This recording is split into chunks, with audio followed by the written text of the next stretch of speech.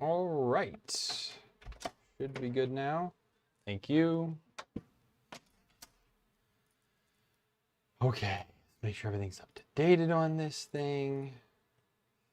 Update Moonraker again. How are we doing tonight? So I'm just finishing getting everything here sorted. Okay. All right, we are off and cooking. All right, so I've been super busy this past week and the weekend, working on the printer, working around the house, work in general, just kind of keeping at it. So I did do, which I said I was gonna wait and do the input shaper tonight. I had time the other night, so I just went ahead and did it. So I did it twice. So this was my first one, which had a bit of ghosting in it. See if I can adjust the angle. There you go. So you can see the ghosting in there. So this is the test model for input shaper. It's in the guide.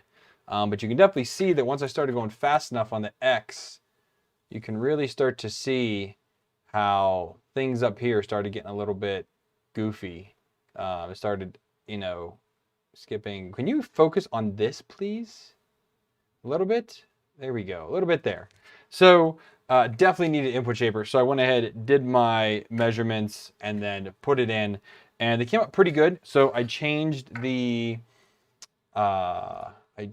my input shaper like method, or the tool. I don't know what they want to call it. The algorithm that it uses to MVS. I'm looking right now here real quick. Input shaper, MZV. That's what, MZV. And then I ran it again, and it looked uber better all the way up to more than halfway through the X. So we started getting to like stupid speeds, but there was still a little bit there. So I went ahead and did it again, and then I did a Volron cube, and see if that will work. I hope this comes out clearly for you guys, but yeah, I need you to focus on my hand. And then focus on that. There we go. So it's pretty good. Like, the light right above here, like, makes all those layer lines like super pop out.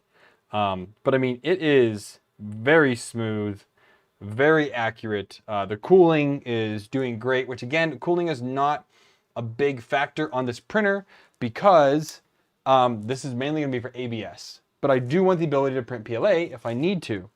So I was happy with this. So I decided, okay, I'm gonna go and mess around with Pressure Advance. That was a horrible idea. And I now remember why I don't have Pressure Advance enabled on any of my printers, because I don't think it's very good. So I did the test square, and you can kind of see it was good up to right here, was real good, and then it got to just junk. And now it's kind of the same going all the way around. Okay, fine. So I did the measurements, I did the calculation, and this is what came out. Look at that. It just looks horrible. So I swiftly turned off Pressure Advance, and it's working great. So I'm just not going to mess with Pressure Advance again. I'm now going to throw all of these test objects away. I kept them for the stream.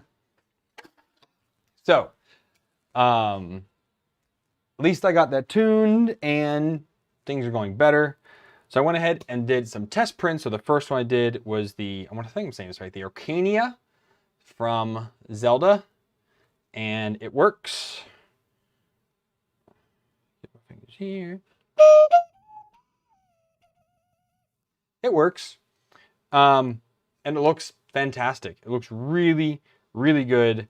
I'm very happy with what I'm getting results of a printer that is now 6.5 years old. Granted, I put a lot of work into it. It's got a whole new hot end, a bunch of aluminum parts in there now. But functionality-wise, it still functions exactly the same as it did when I got it. It's the X and Y and Z all operate the same as they would before. It's just built a little bit differently, but overall, it's a 6-year-old printer that is still putting out really, really good parts. I'm very, very happy with how this came out. I mean, it feels great. No issues at all, any under extrusions, anything like that. So this is using a very cheap filament. This is Ziltech filament, so very, very cheap, $12, $13 a spool, I think it is. Yeah, worked out really good. So I'm happy with that, which reminds me I need to buy more Ziltech because I am almost out. I think I have a roll of rainbow left and a green I just put in the dryer because it's been out for a couple months, and a black that I need to put in the dryer. But that's about it. I like Ziltech filament. It's good. It's cheap. It works out well, clearly. So I definitely need to pick up some more of that. But yeah, so it's working well. I did find a power supply for my LEDs. Those all work just as they should, which is great. I was kind of debating on trying to move my power switch from down here because that kind of puts it along the wall back there. And that doesn't work out well, but I think it's fine because I'll probably just turn them on and leave them on. Or I'll put this, or maybe that's what I'll do. I'll put a smart switch on here. That's what I'll do. I have a whole drawer here of smart switches, which this one should already be hooked up. So I will just use one of these on this guy to turn it on and off, and that will be easy enough for me because these are 120. Okay, which is fine. Should be fine. I think I have 221s as well. But yeah, I'll do that, and then I'll be able to turn the lights on and off. Again, the fan up here wired in works out well. I still did not do anything about this back. I don't think I will. This is gonna be one of the way back corner. You kind of have to reach to get to it anyways to turn it on or to turn it off. But I didn't want to leave that there. And then if you saw on the Discord, you can see over here on the side, I have all of my stickers that I've been holding on to for literally years. I've had these stickers. I've been wanting to put them on this printer for forever. Never really got around to it. Finally did, and they look great. So I'm really happy to finally have all of my stickers from people I've met, friends, companies I've worked with, things like that. So I'm pretty happy to finally have all those on there. Lamin and Viking, how you doing? People have showed up. Cool. And yeah, so yeah, pretty happy. Did some test prints. It's good. So tonight, what I want to do is I'm going to work on renaming the FT5. We're going with Metroplex, which was a G1 Autobot as a recommendation of Aaron. So we're going to go ahead and do that tonight. So I'll kind of walk through that if people don't know how to rename your printer from Fluid Pi. I'm going to show you the different steps to kind of go through and do that. And yeah, that's really all I have on the docket for tonight is to do that, because otherwise this thing is golden. I'm going to tonight or probably tomorrow or sometime next week, because tomorrow we're actually really busy. Gonna get this moved back down there and then start thinking about doing some other ABS testing with it. But I'm gonna get it off the table and get the table out of the way, because I've got like this very narrow path to walk through to make my computer. But yeah, so the bar was set pretty good with the ABS print that I did before I did all this work. This should come out great now afterwards. So I want to start just kind of investigating and looking into the possibility of doing ABS prints and doing the Tiny M or a V0 or a 2.4. Probably going to be a Tiny M. Because I don't really have space for another great big printer. I mean, Bumblebee already, it takes up everything underneath this desk. Half my desk is Bumblebee under there. So this is going to be mainly for, as I said, ABS printing or any large format PLA prints that I want to do with a fine detail will be this printer, because it's still a 0.4mm nozzle. And anything that I want that's a large print that it's not so fine a detail will be with Bumblebee with the 0.6mm nozzle.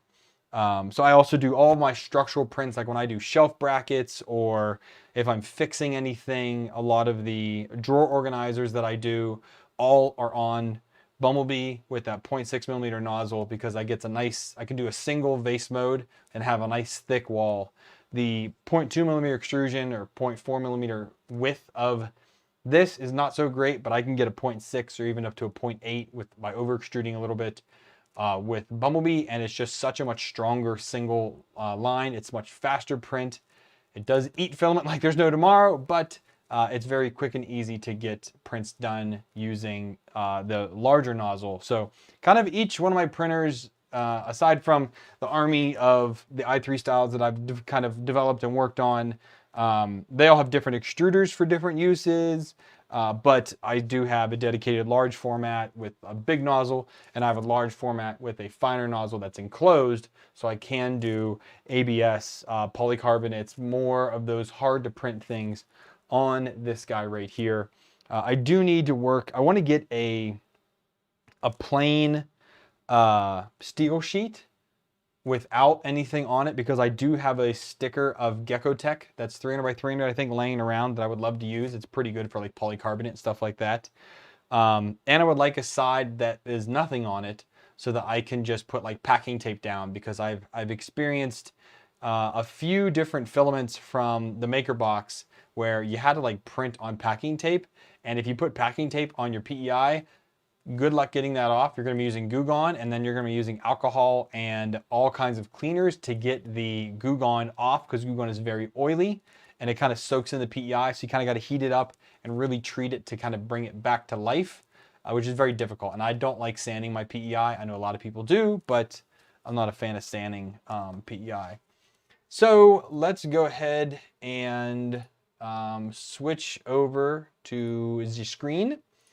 And here we have what we need to be working on. So this is the FT5. This is the fluid interface for that. So we're going to go ahead and bring up MOBA Xterm, and we're going to connect to FluidPy, and we're going to change the host name first. And then once we change the host name, we'll reconnect to it.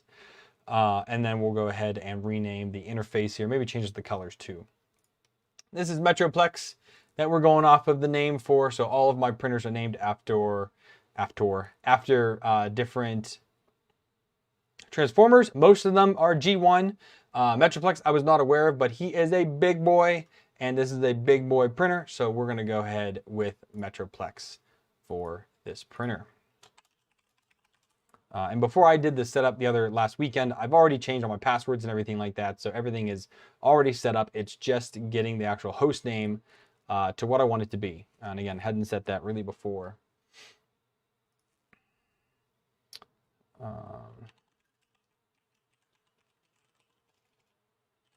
Sudo raspi config, change that.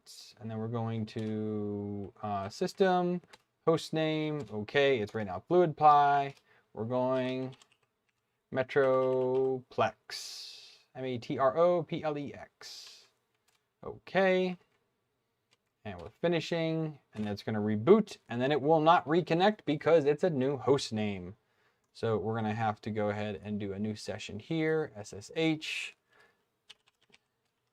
So we can just go straight to local. Pi is the username. Okay. And we'll try to connect in a moment. And then up here, we're going to go to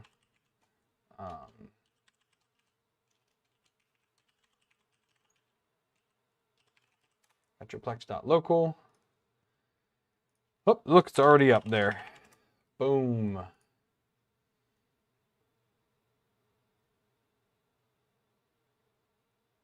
Okay, cool. So we know the host name is taken. That's great. And it's taken here as well. It does rename our printer, as you can see up top. So we can just go down to, where's that at? Settings here. So we're going to change this to Metroplex. Okay. And then let's make sure, see if any of my other defaults. So I still have my temperature defaults are still in here. My presets, I should say, not defaults. Like I said, check for updates, but I just updated it. And you see, as soon as you update it here, it changes that right away. So one thing I've done with a lot of my other printers is I have actually gone ahead and changed the colors for them. So if we're looking at Metroplex, He is a pretty bog standard guy, so we're going to go ahead and adjust our color. Where's our color selector at?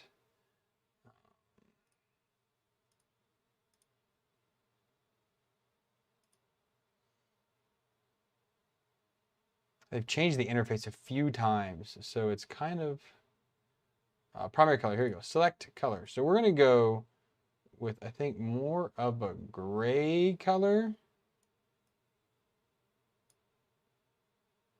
Yeah, we're going to go gray, a little bit lighter. Yeah, we're going to go gray for him. And see, it also changes it up here as well. So if I pull over Teletron, so this is actually my Raspberry Pi 0W that looks like a little AliXA I have on the shelf. And that's Teletran. It's the main computer the Autobots used. So we're going to go ahead and you can see these are all my different printers right here. I'm going to go and do add a printer. And we call it metroplex.local. It's going to look for it. It's going to say, hey, I've found it here in a second. And then we can save, and then it will be hooked up here to my main interface. I keep this tab for Teletran open all the time. So anytime I need to go to a printer, I'm there. So I can go and close that one. Here we are, Teletran. He is added in to the list. So again, any printer I want to go to. So if I want to go and use Megatron, I select it. Usually it takes 5 to 10 seconds for the interface to populate and actually refresh and say, oh, hey, I've switched to a different printer. I do wish this was a little bit snappier, but I actually don't know anyone that is doing this the way that I have my Clipper set up. I've been actually debating on doing just like a talking head video, kind of showing off how to do this. So if you do have lots of printers that are running Clipper, instead of adding them all to each other, because like you can do that, like you can set, you know, Megatron as my main printer and then add everything else to it, and then you can kind of switch from there, which is fine. I just like having the single interface for them, so no matter, I don't have to connect to any single printer. I'm just on Teletran all the time, and it just makes it easier for me to keep an eye on all the different printers. I do wish there's a little more control over each of them from here, but this works out just fine. But I can come down, do the software updates, check them, which I've just done this one. But I do always have to make sure that I update Teletron first so that the interface updates first, because there was an issue back in, I want to say in April or May, where the interface actually changed and I had to update Teletron first, then go through and update all the other printers. What didn't go well for you? Adding all the printers to one printer? Well, the one thing that would be cool is that if I could tell this to check against all the other printers that I have to update them and have a single interface to update them, which I still don't. So whatever printers I'm not using that are off, I have to turn them on, connect to Teletron, then switch over to those printers and then manually update them, which I think I've done all of them now, to include Bumblebee, Hound, Nemesis, I just finished updating Ultra Magnus again. So I am trying to get better at updating. I mean, okay, so Layman, so this is the difference here. This is all not one Pi. Okay, this is 1, 2, 3, 4, 5, 6, 7, 8, 9 different Pis between Raspberry Pi 0Ws, Pi 02Ws, Pi 3B pluses, and Pi 4s. That's all these different ones. So it is not one, because otherwise I'd have to run a USB from every single printer to a single Pi, and that doesn't work. So I literally just use it as a host to go off of. I think you could do like the app.fluid.xyz or something like that to use that as your hub to add all your different printers to connect to them. But the issue is that I still want to be able to use my printers when my internet's out. If there's any issues with power, I don't want to have to go through a far off cloud-based service. I want to keep it local here in my office. So that's why I have the single Pi to connect to that connects to all the other Pis. And again, you could pick any one of these as your main host. You also could do that. I personally just want to do that. I like the idea of having a central computer as my hub. So that's what I do. So renaming a host, that's literally it. I mean, we added the, that's fine, I don't care. We went ahead and added it to, we changed the host name of the Pi itself, and then now it's all just updated. We updated it here in Fluid itself. We updated the color, and again, I use the colors to know what printer I connected to. It's just easier as a visual to me on what printer I'm actually working on. I had an issue with that when I first switched to Clipper. Like, man, which printer am I actually using? I don't know. I do know because I know what color. Every one of my printers is a different color theme, and I've set all of their colors in Fluid to be different. So that can definitely get to be pretty crazy if you don't do that. Because remembering all the different ones, the only thing I do wish they had is I wish there was an IP address up here. I'm actually going to put in a change request for that, to add the IP address up here so that it's easier, because right now I have to like ping them, or I wonder if I could like set their IP address there, but I don't have any of them set to static. It's just, I don't know, I just haven't done it. I could do it, but I'd rather just see the IP address on the interface. Because I would say about a year or 2 years ago, or maybe a year and a half ago, they changed, I was printing a recorder. They changed a setting here in Prusa Slicer where you can no longer use the host name. You have to use the IP address. It says you can do host name, but for me, it stopped working a while ago. So if we just copy this out, because I know this one is correct. And if we do, and I test it, always before this come back and errors out on me. So I'll also try with HTTP as well, but I've always had this, yeah, could not reach. So if we try this, probably error out as well.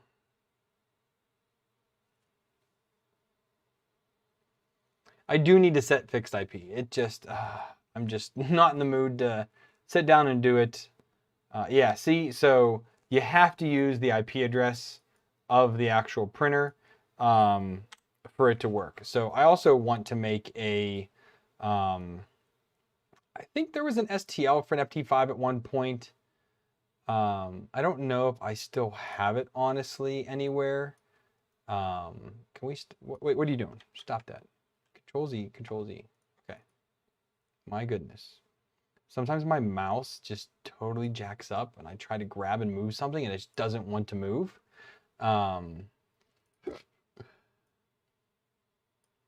Yeah, it's 5 minutes per Pi. So half an hour later, I know, I'm lazy to do it. So I thought I had an FT5 bed image. But I want to figure something out because I also like the ability to change up, which I haven't done all of them. Let's see, that's fine. So like I've done a few of these. I forget, I think Aaron did this one or someone made it for me. I need to figure out how to do that. And I know Aaron made Ultra Magnus, which it didn't. Oh yeah, see, it lost it. See if I can find it real quick. Prusa Slicer, Ultra Magnus, load, Ultra Magnus bed, okay, save. Now it should work. Sometimes it messes up whenever power goes out, computer stays on, but some of the servers reboot or the computer reboots and the server still there. Yeah, so there's Ultra Magnus there. Aaron made this one for me. Because I think I made his actual head and Aaron took this and made it into a bed image for me, which was really cool. I do know the bear had one. Yeah, it still does. Even though this is now Nemesis. And I'm trying to think of any of the other ones. BLV does not have one, so I need to get, I have an image of Bumblebee that I made to put on here, but again, I just need to sit down and talk to Aaron one night and be like, how did you do this? So I can just go into Adobe somewhere and try to figure it out. Yeah, Hal needs it too. So there's a lot of them that still need it. And definitely, obviously, the FT5 needs, even a bed image doesn't even have that. So I also could try and model up a bed image for it, which might be kind of fun to do. Like you can actually just make an STL of the bed image and then you import the STL. That might be fun to do one night. Maybe I can look into making the STL for that. But yeah, you can import that STL as the bed image, and that should work out pretty good.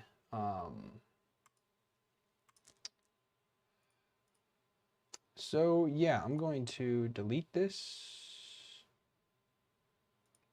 Stop doing that. Okay, I'll do it later because that just goes to it. So yeah, that was really the big thing, that just the last kind of finishing touch of this was to get that last bit updated. Need to put away. Was working on a couple other prints and things earlier, so I had to break out the Wii Dremel, which has been great. But you saw I was just printing it. Printed a recorder because I thought, why not? This one did have a bit of banding in certain places, which is pretty much where like the different openings were at. You can kind of see around the backside where they were. I still think I'm printing a little too fast. I have it set to 100 on pretty much everything, and I have my Excel to decel at 3. I was at 4,000. That was way too fast. I went down to 3,000. 3,000 is good, but I think I just need to slow the print speed down. I'm in no rush. I never have been. I've been saying that for literally years. I am no rush when I print. It gets done when it gets done. I'm not doing speed benchies or anything like that, but this was a little 4-piece recorder to print off. I found off of printables. The top one's not coming off, and I think the bottom one is pretty much there too. Yeah, they're real tight. Ended up having to use my 3D printed hammer to finish getting all these kind of like put together.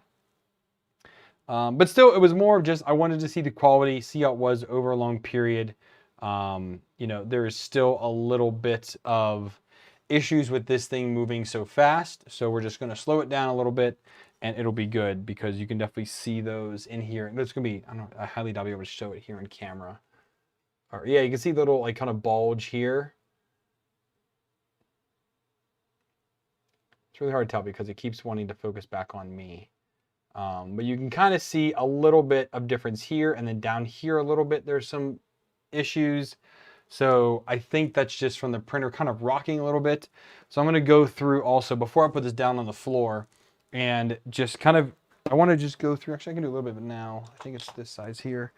So, and I'm going to turn you off because I don't want it on right now.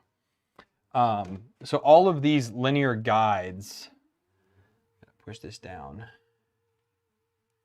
nice and slow. So all of these guys up here, it is one smaller. Just have to make sure that they're tight, because this printer does like to rock and roll a good bit. So it's good to come through and just retighten these up. I could say I don't think I've ever had these. Well, I guess they are. There's a little bit of play in them. You know, like a 1/10 of a turn. But ever since I put the steel supports or the aluminum supports in, so these Ys here used to be melamine. I mean, all except for the extrusion, this printer was melamine. And those I would have to tighten up every now and then, maybe like once a year or something like that. But I don't think I've ever touched these since I have moved to the new parts. Yeah. Like 2 of them actually required like half a turn, but other than that, everything else was like just a touch to snug it up. Yeah, that's it. I kind of do think I would have enjoyed having the aluminum base plate in this as well. Right now, this is still the melamine one, but I didn't want to switch to the single point for the Z belts to join them together. They work out quite much better independently, because also now with Clipper, I can do Z tilt, where you cannot do Z tilt if both of your Z motors are tied together, which is why you can't do Z tilt on like a Prusa. But all of my custom builds, I'm using 5-driver boards, and I have each of the Z's on a separate driver. Where this is a 5-driver board, it's an MKS Gen 1.4, which also is pretty great. I'm getting such good results off the prints, even though it is also like a literally, 8-year-old board.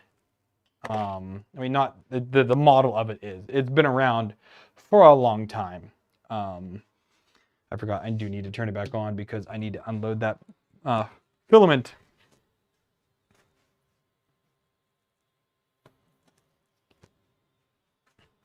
And I need to load this back on to Bumblebee.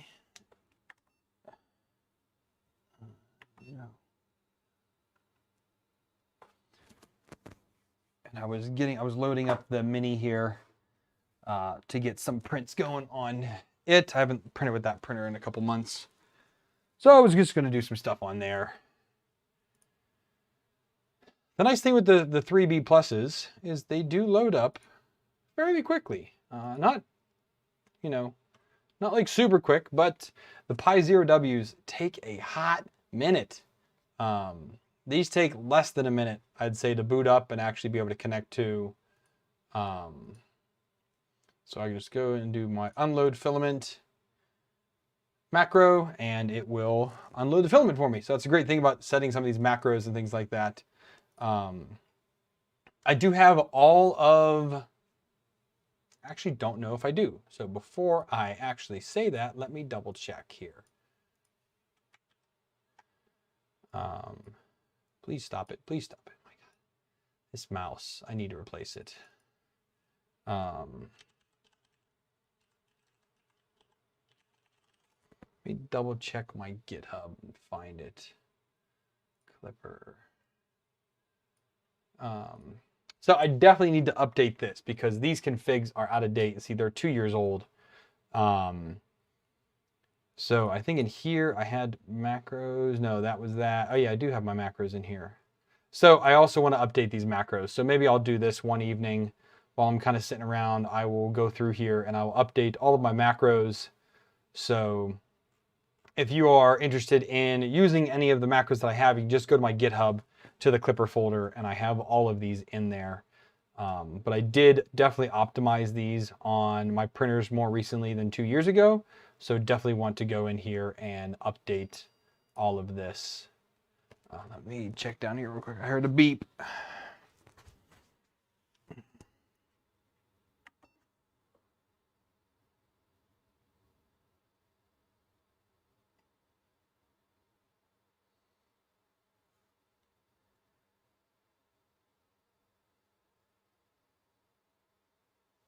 It takes a...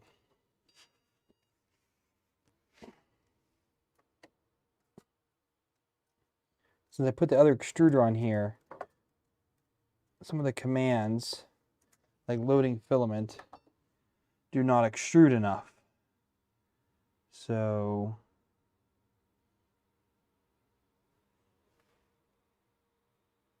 you have to actually manually load it and then do the extrude a few times, purge. Nope. Keep on pulling. I think we're coming out now. Yep, there we are. Okay.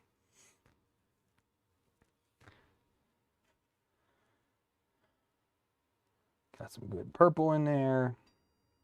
Yes, color is correct. And now we can throw this away. So that's the only issue with having that different extruder on there, is it doesn't extrude all the way when you do commands. So Metroplex getting up to temperature, so it should extrude here in a moment, and then we'll be good to go.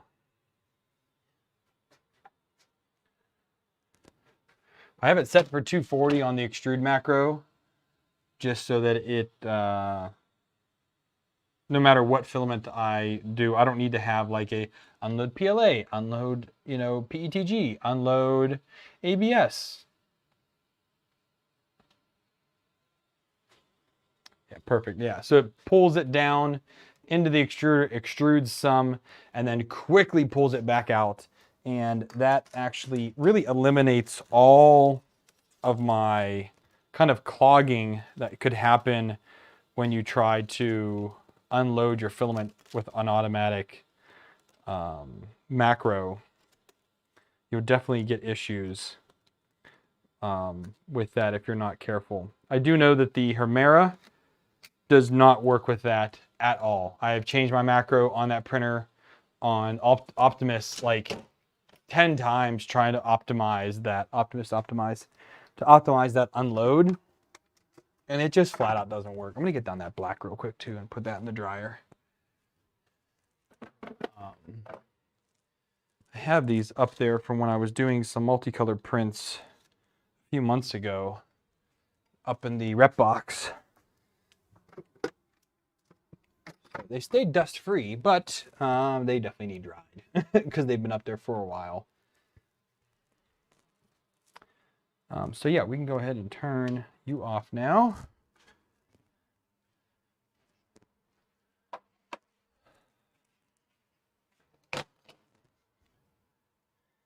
That makes it quieter. It's not too loud of a machine. I went ahead and closed it up today. I had the top off while I was doing testing. I had the back panel here off, and I had the doors open. So earlier today, when right when I started these new test prints, put the top on, put the back on, closed the front doors, and it's remarkably quiet. Definitely as an open air printer, it's pretty loud. The drivers are not 2209s, 22.8s. They are LV8729 or 8279, whatever that version is, with some A4988s for the extruder and I think Z. It's on two of them, or I don't know what it is. It's extruder, maybe it's just the extruder that has it. I think all the other drives are using updated newer drivers than those. But, and the 2201, 2100s were just too hot, way too hot. Even with active cooling on them here, they still are hot cakes. So I decided to go away from those. But yeah, with the panels on and the 30mm fan is loud. That's one of the biggest issues with the E3Ds is those little loud 30mm fans, especially the knockoffs. They are just loud and it drives me crazy. So having it closed up makes it pretty much not noticeable. So not too bad at all. Okay, so now I can go ahead. Okay, that's fine. I don't need to worry about that. I can pull this over back into here. Can minimize that. And yeah, it was, where are we at here?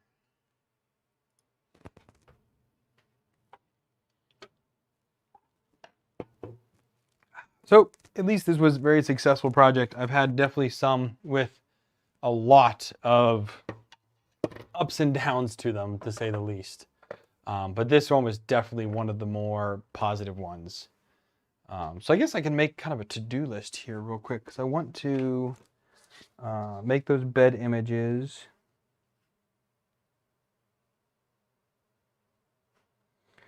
For proof slicer, and then I want to make the bed STLs.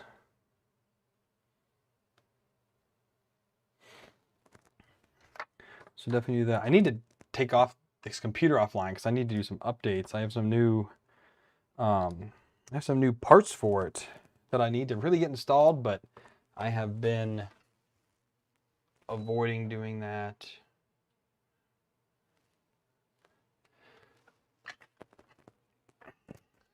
So the issue with newer drivers, Brandon, is, oh, the IPs. Yeah. So pi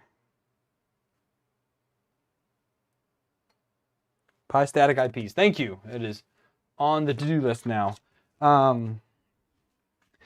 don't know. Oh, I put them all away. So I don't know how to hook up newer drivers on these older boards, because don't you have to do jumpers and stuff, because the 2209s have those 2 extra diag pins. I'm guessing I just need to snip those off, but I hate doing that. Like, because what if I want to use those drivers in another printer that I need those diag pins? Then I have to like worry about desoldering and doing all kind of stuff. So that's why I've kind of kept this with the drivers. I think if I would update the drivers, I would update the board as well. Throw a 32-bit board in there. And then just do it all at once.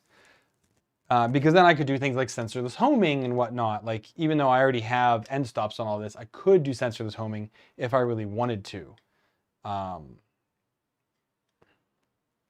Might just hot glue that like that. Yeah, I just don't want them to, because if I put them in with those 2 extra pins, those 2 extra pins could potentially, excuse me, oh geez. Those 2 pins could potentially contact something on the board, and I don't want that to happen. Definitely don't want to be causing any, a blown board or anything like that because I didn't do it right. So for now, I think it's fine to keep what's in there. Again, this is also not a daily driver printer. Most of these guys up here are my daily driver printers. This is, again, an ABS printer. It'll only be daily driven on the days that I really need to start doing ABS prints. I guess I could look, because all the ones I've always gotten, the Big Tree Tech 2209s, I think that's what I'm running, and pretty much every other printer here is a SKR 1.3 with 2209s in them, and those all come pre-soldered. They all come with all the headers already on there. Also with the extra debug headers off of the top, so the double-sided headers. Those are also already installed.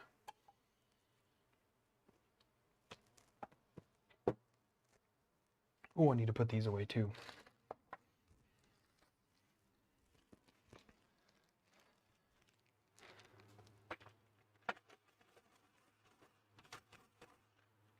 Okay, fine, don't do that then.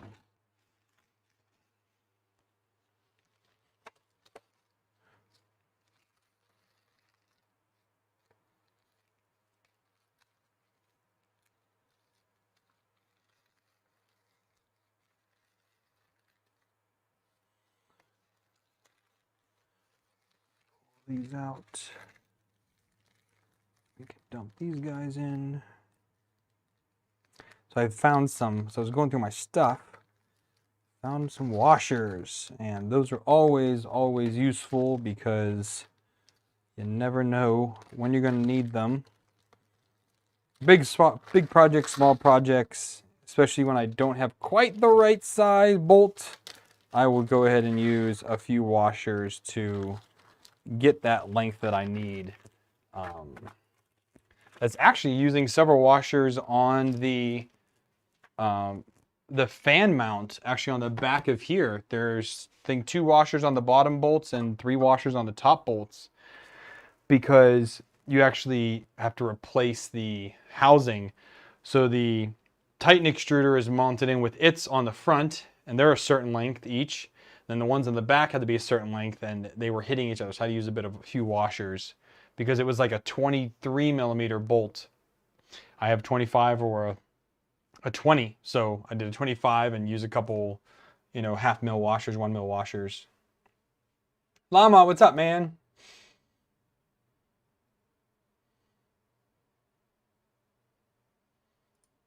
I have, you know, I think all the 2209s are installed in something, but I do have an SKR 1.3 and a 1.4 that have full sets of drivers in them that's there and ready to go. Because I had replaced the 1.4 in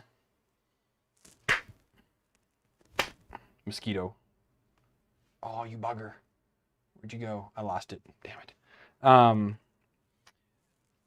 I had replaced the 1.4 in a printer, but I think we ended up figuring out it wasn't the board's fault. It was a loose connection.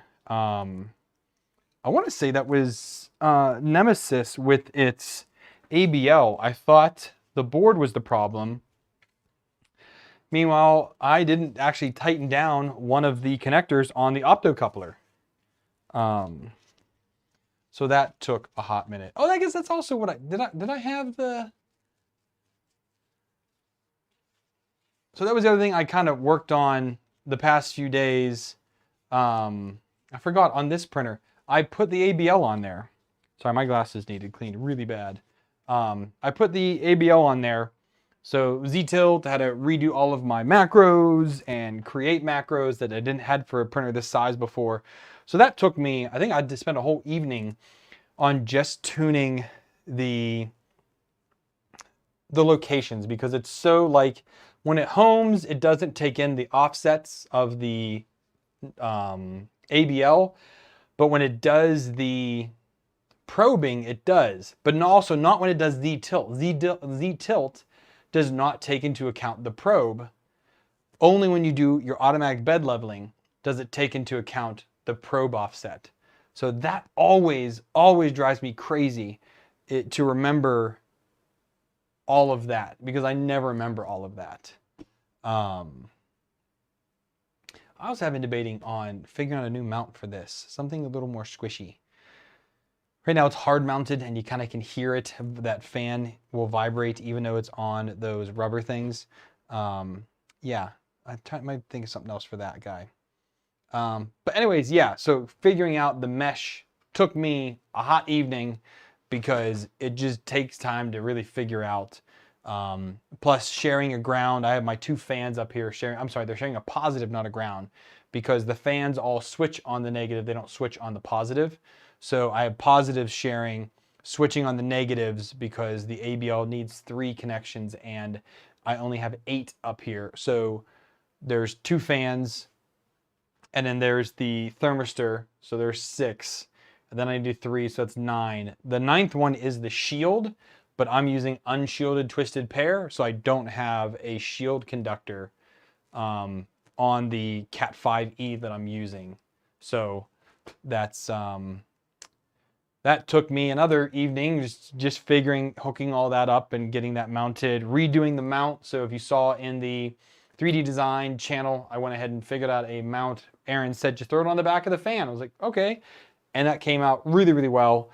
Puts it pretty much directly in line with the extruder, with the nozzle, I should say. So my offset is, I think it's like 73 millimeters behind X, which I also did positive 73 instead of negative 73.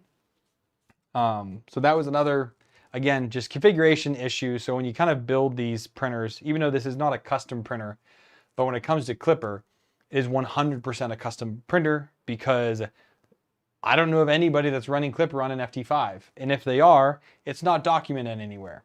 So I definitely need to do that. And speaking of documentation, add also to my list here is to update the GitHub.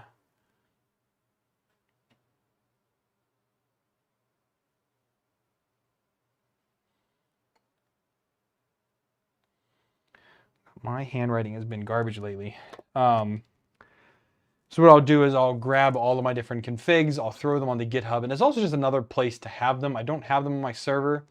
I wish there was some easier backup option, but I think I might have had them at some point, or at least I have them for like the original 2 or 3 printers that I started working with. So 3D printing, Clipper configs. Oh no, I have a few on here. Okay. But they're out of date. They are June of 22. I have the Clipper screen and the printer config, if it has Clipper screen, or just the printer config saved. So I will go to each of my printers, back them up here onto the server, and then I will back them up onto GitHub. And GitHub's also just for sharing. Like if anybody wants to print or make any of these printers that I've made, they're all open source.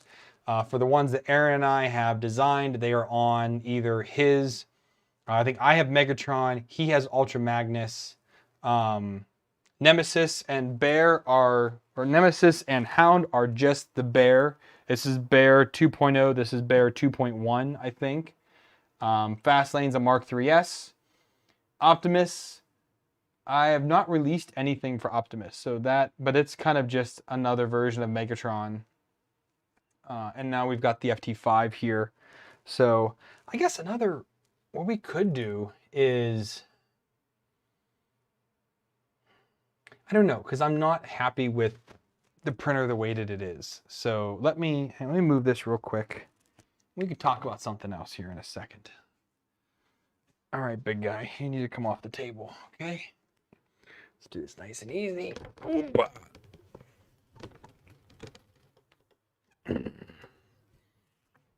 Okay. All right, let me get out this guy here, because I don't know what to do with it at all. Go there.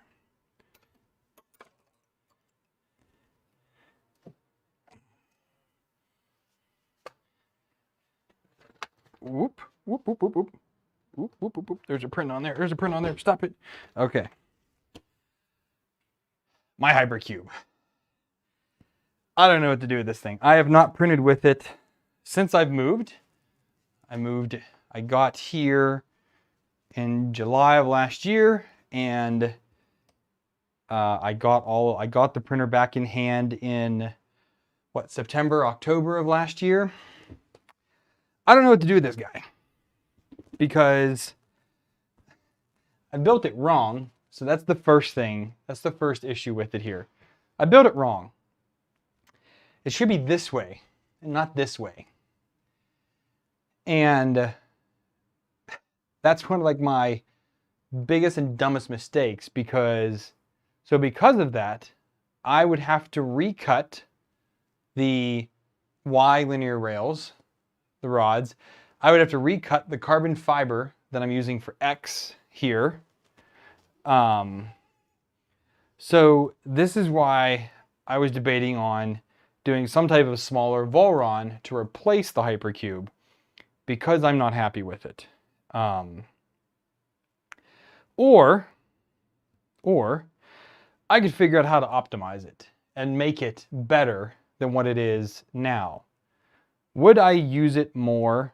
I don't know. But it is an option, because I'm unhappy with how the bed is mounted. So in order to make this better, I need to figure out what would I need to do to change that up. You know, the way it's done it's all 3D printed parts for the bed, but I designed them and they're not great.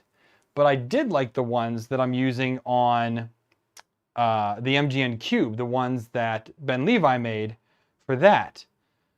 I could potentially modify those, make them a little bit smaller to use on this printer, and kind of figure that's what's going to look like. Take it apart and start over. That's the issue, is I don't have all the parts to start over. I'd have to buy more new carbon fiber. I have to buy new linear rails to do it. But if I'm going to go to the extent of taking it apart, why not build something better? Because the hypercube was great when it first came out, because it was the first, I think, the first affordable DIY Core XY. It really was. There was no other affordable DIY Core XY at the time, because the Volron is just so stinking expensive. So, you know, it has a really cool place in the world. Also, people nowadays can still kind of be using it. But it's just like, I just don't know what I really want to do with it. I really like it though. I like the way it's set up. I like the way it was built. I had a fun time making all the videos for it, because this one I did tutorial style, which was really cool. I've never done that with any other printer that I can think of or I'm aware of. But there's definitely some things on it that we could potentially change. Now we could go ahead and put Clipper on it if I can find a. Gotta listen to Mom, no excuses. I just need to find a pie, because I could put Clipper on this, which would be way better because I'm using a, what's on here? So this is, oh, it's just that. It's an SKR, or not SKR, I'm sorry. This is an MKS Gen L, I think it is. Yeah, no, this is a 1.4. So this is the same board that's in, this is the same board that is in the FT5. So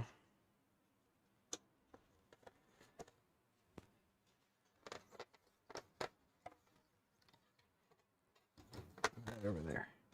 Okay. That didn't break. That's good. So I made my own little kind of flooring there for that. But yeah, I mean, it's dusty. I have not used it in a while. Belts still feel fine. Maybe tighten those up a little bit, maybe. I just don't know on what I want to do with this printer.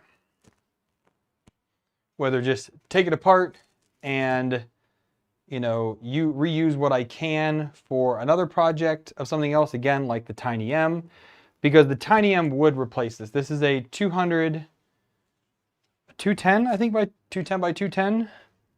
Well, it's what it should be, but because I built it wrong, it's a lot smaller. So it is it's a 220 by 220 bed, but I think I'm getting, I think 200 on the Y, but on the X, is it X I'm getting everything? No, X I'm only getting, again, because I built it wrong, I'm getting like 170 on the X.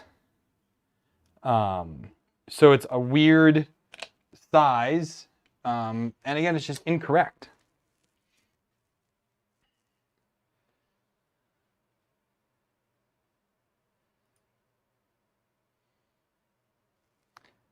I mean, I'll buy it off you, Brandon. I mean, for like normal price. I've been on the lookout for Pi 3s for a while now because I would love to have at least 2 or 3 here. The one I just used, I put in the FT5 down there. So that was the one I was going to use if I was going to do the Tiny M. But it's really hard to figure out what I want to do with this guy.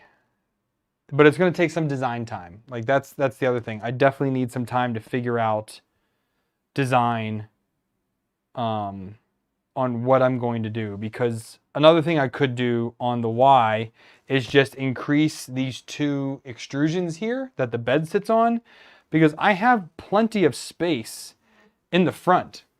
You know, I've got, how big is that? Where's my little ruler at?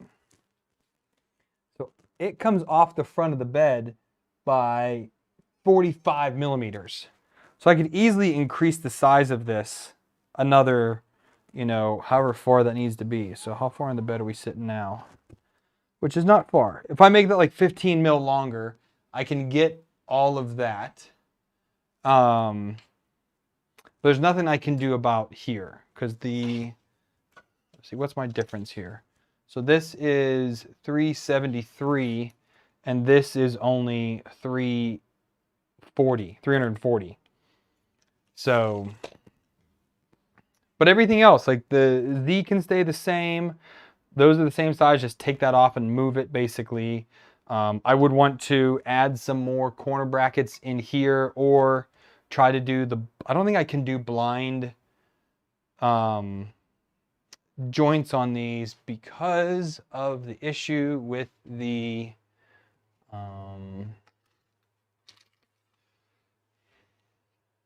I have M6s somewhere, but because this is Ziltech extrusion, it has to be M6.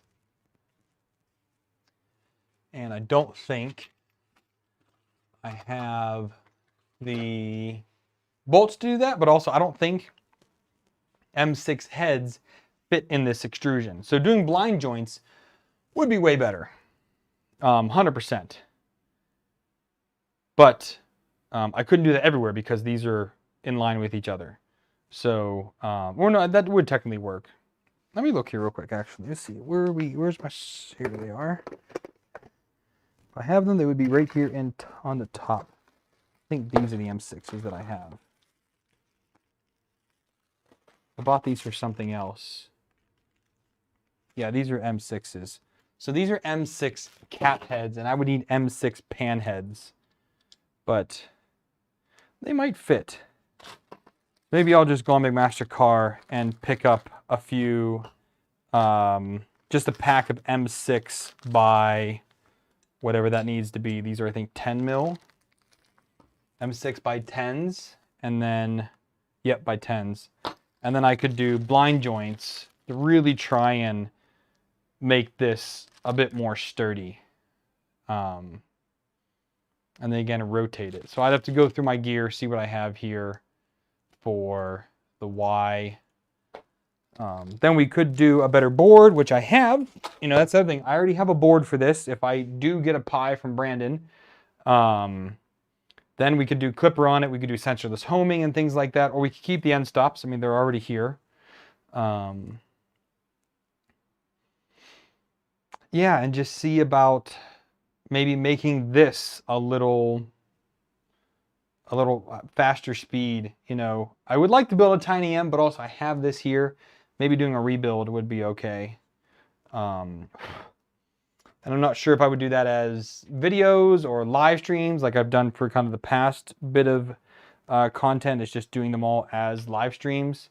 It's just a lot easier for that. You know, I do like the extruder that's on here. It works out very well. There's no issues with that. It would just be also potential of trying to reduce this Bowden length, but it's already pretty low. Get maybe like 10 mil off of it. So yeah, maybe I will start doing some investigation and try to figure out how I would rebuild this if I do. You know, I do like the bearings that I'm using. I'm using the iGest bearings on the Y. I'm using iGest bushings on this carbon fiber tube here. The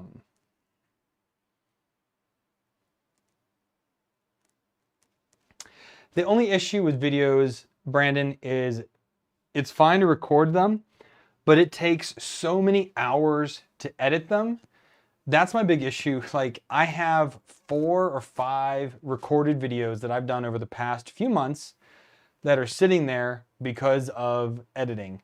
Editing takes so long, and I've gotten super unhappy with editing. It's so boring. It's just really tough to spend hours and hours and hours on making the videos and then hours and hours and hours on editing. It is not fun anymore. I've done it for many years now. I don't know how people continue to do it. A lot of them have editors. Like, all the big channels that I know of, except for like Casey Neistat, he likes editing, but he's a photo and video guy. But like all the big channels all have editors that do all the work for them. Or they do this full time and they have the time to edit. I don't do this full time. I have a job. I have children, lots of them, and lots of things to do that's not YouTube. So it makes it really tough to set aside the time to actually edit. And that is why literally I'm sitting on 4 or 5 videos that need to be edited. Let me look here real quick. It's on this drive, ready to edit. Yeah, here's one from a year and a half ago. Never even edited that one. A Profi box, the Sunlu dryer, Turner Plastics wood filament. I have the, what else did I have here? So I have the 3D printed boxes. I have the puzzle that I just finished. It's off camera over here. But that's what I like with the magnets, working on all of that. But I also spent dozens of, not dozens, tens of hours, 3D modeling and printing and screwing up, then 3D modeling again, waiting weeks for parts to come in, then to get them, to then finally do the project. I'm like, okay, cool, this was fun. I don't really feel like doing content on this. Like, it's just, I don't know. I need to figure it out at some day. but editing sucks. And when you make 20 or 30 bucks a month off of YouTube, it's kind of like, what's the point?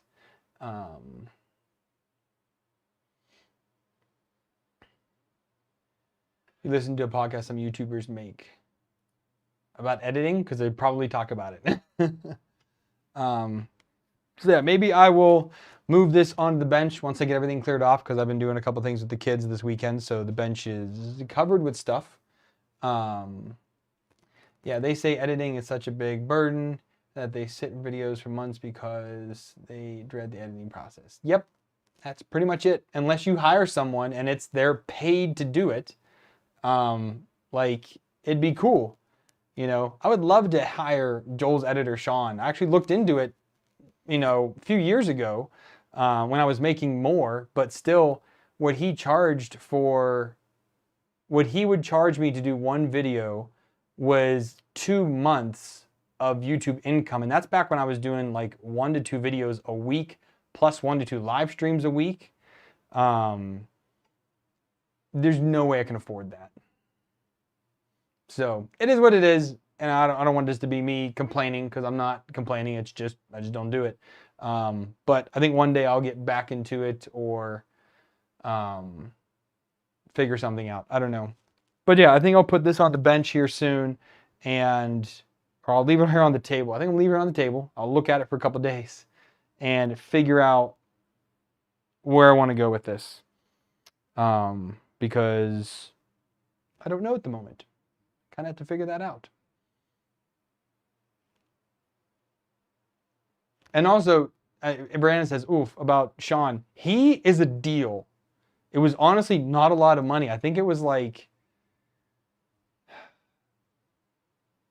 I mean, I don't know. I don't know if he wants his numbers out there, so I'm not going to say how much it was.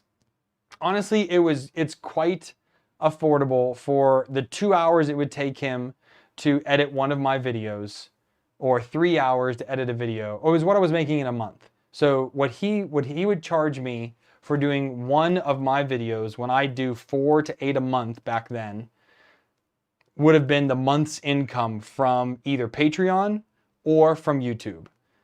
All of the income. So it's not worth him doing one video for me to get all of my income when I have 3 to 7 other videos that need to be edited. It just wasn't worth it, you know. It was a little bit easier back in the day when I had Riley kind of as my YouTube manager. So I would do all the videos and editing, and I would upload them, and then he dealt with all of the metadata and the publishing and the scheduling, you know, doing the little snippets underneath of them. So that way I never had to worry about if a video was going to go up, because he already took care of it all. And he didn't charge me anything. He did that for me for 2 years, I think he did that. And that was great, because I never had to worry about the uploading and the actual distribution of the video. I just had to worry about create the video, edit the video, give it to Riley, and let him handle it. So he did that for me for about 2 years. Then he had a baby, and then his life got real busy, so he stopped doing that. But I was very thankful for the time that he helped me out with that, which was great. You know, I mean, right now I've got Brandon and Aaron, you know, helping with moderation of the Discord, which has been quiet for the past, you know, few months now, with me being more quiet. But even on YouTube, again, it's nice to have a few helpful hands around, that it's not one person trying to juggle all these different things. I've got that little piece of what I do kind of offloaded to them. If something comes up, they can kind of handle it, which is great. But thankfully I don't have any of those issues, because it's a small channel. It'd be different if I was like, you know, like I said, I don't envy the live stream chat and the moderators for Joel or Angus or any of those big guys, the big 3D printers that have, you know, hundreds and thousands of people in their live streams. Just the chat is just flying. You know, I think of people like Linus, just thousands of people on his. You know, theirs is like hundreds, his is thousands. It's just crazy to have to kind of manage that stuff. I can't even watch those chats because they just fly by. You know, no one really watches those chats because they fly by. So, oh, I forgot. I have a big old TH3D Gen 1 of his Easy ABL on here real old relic right there.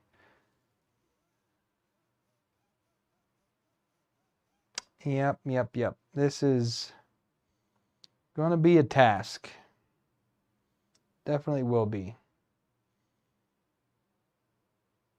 I wonder, I have extra of the boards that I used for Bumblebee. I could do a better board. This is just foam core that I cut down. But I probably could ditch the screen because it's in the way, and then do a nice cut of something for the bottom of this. That might actually look better. And this printer also could be completely enclosed. That's the other cool thing about the Hypercube, is that everything is on the inside. There's a few pieces like this print here, the rod holders. I could invert those so that the bolts are on the inside instead of being on the outside, because those are just kind of scraping by. And then potentially make the Y rod, the Y bearing holders, a smidge thinner, because, well, right now they don't hit. So if I did put something there, it would clear it. But I would want to make that just a little bit in, another mil or two, just to know that it wouldn't rub. And then I could potentially at least enclose the sides of this printer and figure out some type of, magnetized front panel as well, which would be kind of cool. And that way, I also could do at least ABS on here without the top being enclosed, but at least it would keep any draft off of it, which might work out kind of well. Or buy a piece of acrylic for the front. Could also do that. Because I ordered 2 of every one of the panels that I did for Bumblebee because it was an extra like $1. They were like $3 or $4 a piece cut to size, and it was an extra $1 for a second sheet of the same size. So I just ordered 2 of every sheet. So it was an extra $7 or $8 to get all of the other sheets again. So I have all of those laying around. I could do that. Because also could do that on the back as well, because everything's inside. It's what makes the Hypercube, just like the Volrons, is that they are all compact within the frame, which I really like. There are designs like the Heavart. I think there's a few of them where like the motors are out here or they're off to the side. There's a few of them with them out the front. But the fact that this is all fully enclosed in the cube definitely helps out. So, all right. Well, I think that's it for tonight. I got stuff done tonight. I do have a plan going forward. So this might end up being the next project. But I need to see what parts I need to order to actually make that happen, because I know I don't have the carbon tubes, and I got to find out where to buy those, if they can even can anymore, because the carbon tubes are what keep the X so lightweight. Or do I go a totally different route and go more the Volron, or go with the unsupported linear rail? I could do that. I do have some linear rails laying around. I could do linear rails on the sides too. So I definitely have some searching to do. What's online? What can I pluck from the Volron stuff? Their designs that they have. What can I use from theirs to work on this? Or I don't know. I could go crazy with this. I don't know what I want to do. I could go real crazy with this. But we'll see what happens. So thank you everybody for tuning in. I greatly appreciate you all being here and hanging out with me tonight. Again, FT5 up and running now, probably the next project here, and for me to actually record and actually start producing some more videos again. We'll see how that goes though. So thank you all for joining in. Remember, head down to the Discord if you want to join in on topics of anything I'm working on, or want to show off things you're working on. Tune in there, come hang out with us. If you want to support the channel, use all those links down below. Greatly appreciate it. And I will see you all next time. So happy printing and have a good night.